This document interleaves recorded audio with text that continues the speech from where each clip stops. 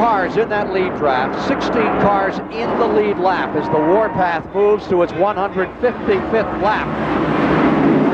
156 now complete of 188. 32 laps to go.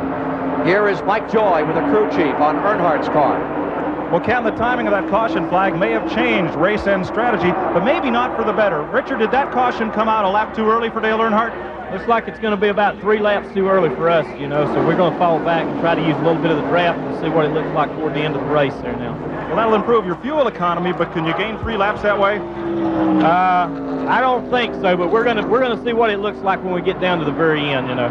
Boy, are they hoping for a caution flag, Ken. One more before this race is over. Oh, car in trouble. Here, got it. Spinning, crashing.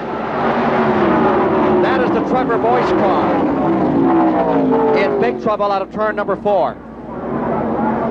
That's a hard way to get a caution. That was not the way that Richard Childress wanted it.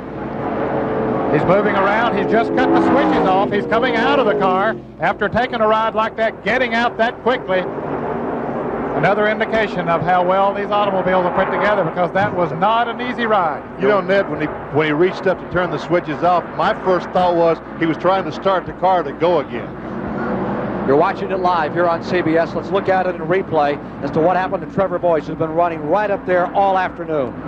Okay, he gets hooked. It looks like that's Tommy Ellis' car right behind him, and they just touch enough, and it shoots his car down to the inside. The air gets underneath the car, flips it over backwards. It hits hard on the top, scoots up the end of pit road there on the top. It hits the grassed area, flips back over, all the way over and back on the wheels and up on the side, and lands back on the wheels once again like a big bucking horse. Some rodeo ride for Trevor Boyce of Calgary. You know, as the rodeo performer would say, he chose a good steed for that performance there, I'll tell you. Stopping to tie his shoe. Let's take a look in replay. They're coming off of turn 4. It looks like he drifts out just a little bit, Ken. Tommy Ellis on the outside of him there, and he hit just enough to send him around, and the air got underneath the car, sends it right upside down. Benny, what happens when that air gets under there? I don't know, Ned. Just the pressure? At Daytona, watching this action that we're seeing on the screen reminds me so much of the Ricky Rudd crash from Daytona in the Busch Clash that we had in February. But, you know, and they paved that section down in Daytona because they felt like that the cars coming off the pavement onto the dirt made the car bounce and therefore got air under the cars. That car never reached the grass before it flipped over. Right. So that destroys that thought that they had. They moved that wall back too, have they not? They moved the wall back and they paved that entire area thinking that was some of the problem. But as you notice... when you think of the Randy LaJoie crash where he took that several others like Harry Gant several years ago, you could see he was all ready for business, and I thought you were right. He was reaching around to see if he could get the thing fired. No, he was just turning it down. Oh, that's too bad for James Hilton as well as for Trevor Boyce. James Hilton, one of the really nice people.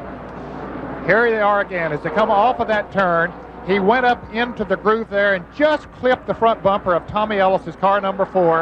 And it doesn't take much at those kind of speeds. It shot him right down across the racetrack. As Phil Parsons there doing a very heads-up piece of driving, got slowed down enough. And Ben, as you say, just as he got to the edge of the pavement, getting onto the grass is when he got airborne. Tommy doesn't have to look for trouble. Trouble finds him. And that car just came up on him. And what are you going to do? Nowhere he could go. Nothing he could do because there was cars right on his bumper and in that heavy traffic. Too bad for a young fellow who had perhaps driven the best race of his career here today. Trevor Boyce had stayed right up there in the thick of the battle all afternoon long, still in the lead lap.